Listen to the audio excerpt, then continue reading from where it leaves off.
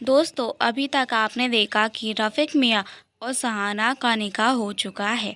अब आगे सुनते हैं।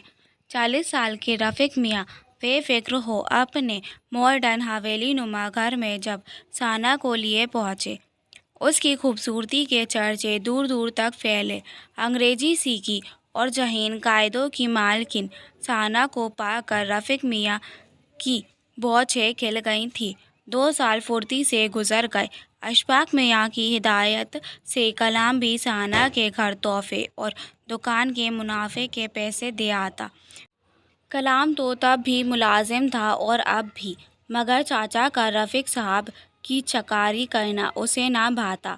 शाहना के शब्द स्वभाव की वजह से रफ़ीक साहब दिनों दिन सहाना के गुलाम से होते गए। पहले की दोनों बीवियां खार खाई हुई जलती रहती। नाहिदा अपनी बेटियों पर खींच निकालती। शिरीन के मन में भी जहर भर गया था। ऐसे ही एक दिन जब नाहिदा बेटी पर चीख रही थी, शिरीन ने टोका, क्या होगा जीजी, बिटिया पर चीख कर ऐसा कुछ करे कि तीसरी यहाँ से लताड़ कर निकाली जाए। वही तो शुरू, अभी तो पूत के पाप भी नहीं देखे। बेटा हो गया तो हम तो नाली के कीड़े से भी बदतर हो जाएंगे। 10 दिन हो गए मेरे कमरे में झांकने तक नहीं आए। नाहिदा ने अफसोस जताया। शिरीन ने भी दुखड़ा सुनाया। जी जी, मेरे पास तो आए, उनको महीना भर होने को आए।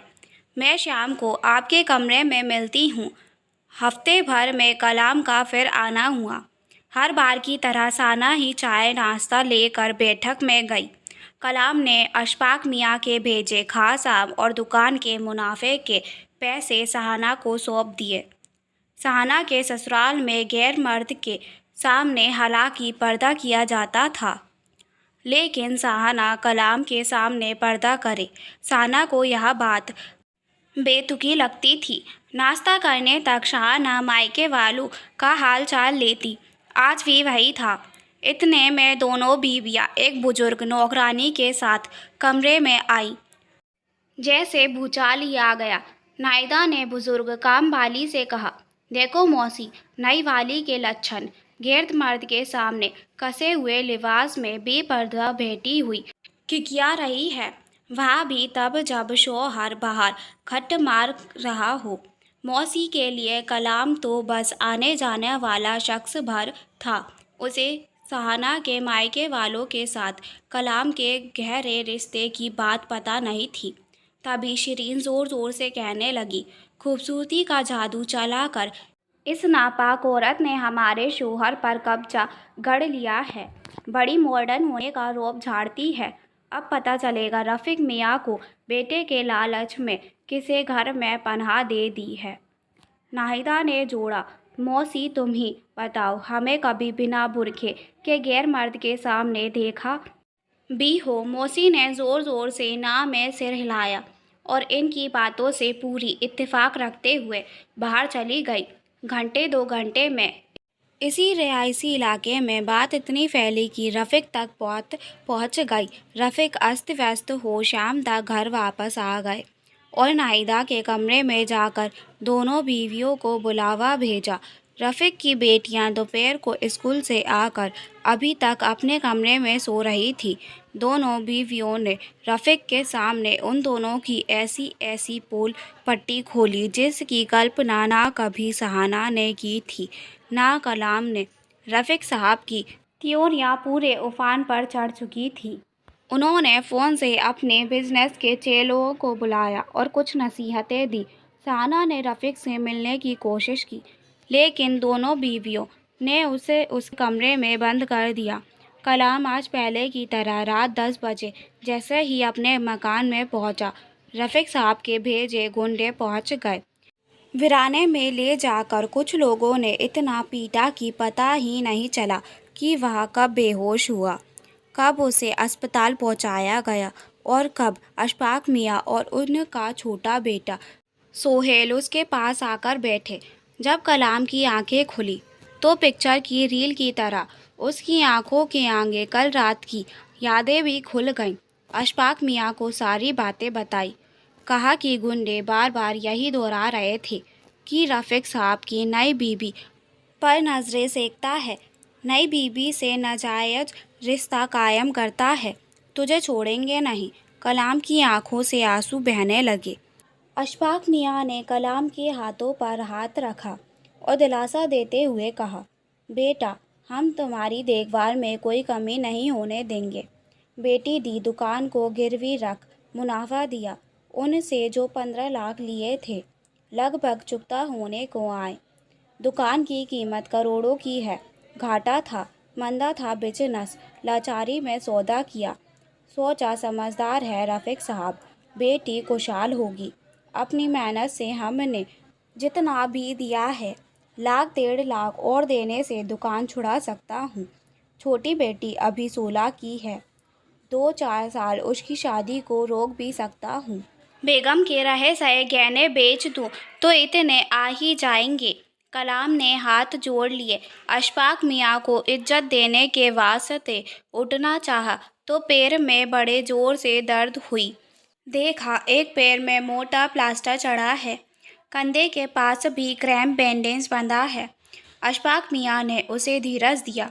रफ़ीक साहब के पास अशफाक मियाँ जब उनके 1.5 लाख लेकर पहुँचे तो काजी को भी साथ ले गए। रफ़ीक साहब का सहाना को लेकर भले ही खून चढ़ा हो मगर गद्दार नहीं थे। उन्होंने दुकान के कागजात लौटा कर उन्हें आज़ाद कर दिया। रफ़ीक ने सहाना के अब्बू को आज़ाद कर सुकून दे दिया, लेकिन सहाना को माफ़ कर नहीं पाए। क्या कुछ नहीं किया उन्होंने सहाना के लिए। उसकी खूबसूरती को महंगे बेशकीमती जेवरों और कपड़ों से अपने बेखौफ मर्दाना हुस्न से नवाजा। उसकी इच्छा हुई 2 साल रुक कर बेटा करे, उसे थोड़ा वक्त दे। वह भी सुना और उसने 2 टके के निहायती घटिया कलाम के साथ जिस्मानी ताल्लुकात बना डाले। बीवियों को इतनी हिम्मत नहीं होगी कि इतनी बड़ी बात यूं ही कह दे। तिस पर बोली बनकर रफ़ीक साहब को भी लूटा। रफ़ीक साहब जब भी सोचते आग बबूला हो जाते। इधर सहाना को बीवियों ने उसके कमरे में क्या बंद किया, उसने बाहर निकलना ही छोड़ दिया। अंदर कमरे में लगे गुसल खाने में नहा लेती और बाइयाँ मजबूरन खाना कमरे में ही पहुँचा जाती। सहाना को बड़ा अभिमान था शौहर पर, इतना भी क्या एतबार उन पहली बीवियों पर कि सहाना को एक मुलाकात का मौका ही नहीं दिया जाए। आज रात रफ़ीक सहाना के कमरे में सोने गए। रफ़ीक को देखकर सहाना डरी भी और चौंकी भी। जवान पे ताले थे उसके। रफ़ीक साहब ने उसे अपने नज़दीक खींचा और उसके पास ही सो गए। वह सीपी सी अंदर सिमट गई थी। इतना कुछ दिया रफ़ीक ने मगर विश्वास ज़रा भी नहीं। मन समझा नहीं, फितरत समझी नहीं। बस गहने कपड़े और बेशकीमती सामानों से शरीर को मढ़ दिया और प्रेम की उम्मीद में मुझ पर हक जमाने लगे। दूसरे के कहे पर बेगुनाह कलाम की मार मार कर पसलियाँ तोड़वा दी और अब फिर उस शरीर के तकाजे से। रफ़ीक ने आशिक नहीं, किसी बदला लेने वाले हवसी की तरह सहाना के शरीर के पुर्जे पुर्जे रौंद डाले। सहाना ने अभी खुद को संभाला ही था कि रफ़ीक ने कहा, सहाना, तुम्हें मेरी ओर से तलाक तलाक तलाक। सहाना पलंग पर मूर्ति सी बन गई। उसे अपने कानों पर विश्वास नहीं हुआ। खिलौनों से भी बदतर हालत हो गई थी उसकी। किसी ने नज़र लगा दी थी उसके सुकून में। रफ़ीक सो चुका था सुकून से। सहाना सुबह तक ज़मीन पर पड़ी रही थी। सुबह 2-4 कपड़े और कुछ पैसे बैग में लेकर वह टैक्सी पकड़ मायके आ गई थी। अशफाक मियाँ ना ही इतने अकड़ू थे और ना ही जिल्लत उठाकर सिर झुकाने वाले। रफ़ीक मियाँ को अच्छा बंदा जान ही ब्याह दिया था, बेटी से जान छुड़ाने को नहीं। अशफाक मियाँ ने सहाना को खुले दिल से आसरा दे दिया। बेटी पर भी उन्हें कलाम जितना ही भरोसा था। ना चली शादी, जाने दो, कौन से बच्चे हो गए। दूसरी शादी करवाएंगे बेटी की, वह भी कहीं दूर, ताकि वह चैन से रहे। सहाना के जाने के बाद रफ़ीक बड़े बेचैन रहने लगे। सहाना को नज़दीक से जानने के बाद दोनों बीवियों से दिल ही ना लगता। दरगाह में मारे मारे फिरते, बिजनेस भी ढीला पड़ने लगा। उनकी हालत देख कई दोस्तों ने उन्हें सच्चाई बताने की जिम्मेदारी ली। दोस्तों ने कई राज खोले और रफ़ीक मियाँ को साफ पता लग गया कि उनकी दोनों बीवियों ने काम वाली मौसी को 1000 देकर यह बातें चारों ओर फैलाई। दोनों बीवियां सहाना से जली भुनी थीं। रफ़ीक साहब अशफाक मियाँ से मिलने पहुंचे और सहाना से दूसरी बार निकाह पढ़ाने की बात की। रफ़ीक साहब की शर्मिंदगी ने अशफाक मियाँ का दिल पिघला दिया। वैसे भी रफ़ीक साहब बेगैरत तो कतई नहीं थे।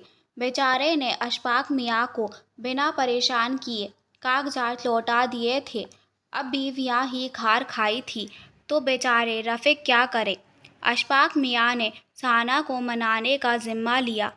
तय हुआ कि कलाम को रफ़ीक साहब की ओर से 11,000 के नेक दिए जाएंगे और सहाना हलाला के तहत कलाम से निकाह पढ़ेगी। कलाम को रफ़ीक साहब ने तलब फरमाया। पहला शौहर अगर तलाक के बाद उसी औरत से दोबारा शादी करना चाहे तो उस औरत को किसी और मर्द के साथ शादी कर जिस्मानी संबंध बनाने पड़ते हैं। बाद में जब यह दूसरा व्यक्ति उसे तय समय के बाद तलाक देता है तब 3 महीने की इद्दत, जिसमें स्त्री को किसी बाहरी मर्द से मिलने जुलने की मनाही रहती है, के बाद उसकी पहले शौहर से शादी हो पाती है। कलाम इस हुक्मनामे के बाद बर्फ सा शून्य हो गया।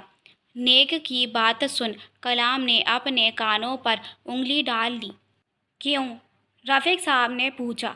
पैसे नहीं लिए तो हम कैसे माने कि निकाह पढ़ने के बाद तुम तलाक दे ही दोगे? नहीं दिया तो मेरी जान ले लेना साहब। पैसे नहीं लूँगा, एतबार करो। और क्या कहूँ, सहाना की शहनाई उसके रग रग में बज रही थी। वह तो बचपन से ही उसे चाहती है। इस सांवले को, इस अदने से कमाने वाले को, इस प्यारे और विश्वास के समंदर को, इस अच्छाई के हिमालय को। कलाम से शाहना का निकाह पड़ा गया। शाहना की मुराद पूरी हुई। रात को फूलों वाले बिस्तर पर दोनों रूहें धीरे धीरे प्रेम की गहरी चांदनी में डूब गई। जिस संबंध के शक में रफ़ीक ने कलाम को इतना पिटवाया, आज की रात उसी रफ़ीक की मंशा से उनमें वही संबंध बने। कलाम के सच्चे प्रेम में सरोवर सहाना आकाशगंगा सी ज्वाला बन गई। सहाना उठकर बैठ गई। कलाम के पैर अभी तक पूरी तरह ठीक नहीं हुए थे। वह लंगड़ा कर चलता था। उसी एक जख्मी पैर पर सहाना ने अपनी कोमल उंगलियां फिराई। कलाम भी उठकर बैठ गया। सहाना के सिर पर हाथ फिराया, उसे गले लगाया और फिर परे करते हुए कहा, सहाना मैं तुम्हें छोड़ता हूँ। तलाक तलाक तलाक। सहाना चौंक कर रह गई। ये क्या कर दिया? क्या कर दिया? मेरे मनमीत ने रफ़ीक से तलाक के लिए नेक नहीं लिया था। इससे सहाना को एक उम्मीद तो थी। वह उसके लंगड़े पैर पर औंधे मुँह गिर पड़ी। तड़प के पूछा, सहाना ने क्यों किया ऐसा? मैं नहीं सह सकता। मैं जिससे प्रेम करता हूँ दुनिया उसे बदचलन कहे। मैं तलाक ना देता तो रफ़ीक की बीवियों की बात सच साबित हो जाती। यह तलाक नहीं सहाना, मेरे मोहब्बत की सौगात है। भले ही सहाना को फिर से ज़िंदगी समझौता लगने लगे, लेकिन सहाना के रूह तक कलाम के मोहब्बत का पैगाम तो पहुँच ही चुका था। दोस्तों, आपको हमारी यह कहानी कैसी लगी हमें कमेंट में ज़रूर बताएं और अगर आपको यह कहानी अच्छी लगी तो हमारा चैनल ज़रूर सब्सक्राइब करें। धन्यवाद।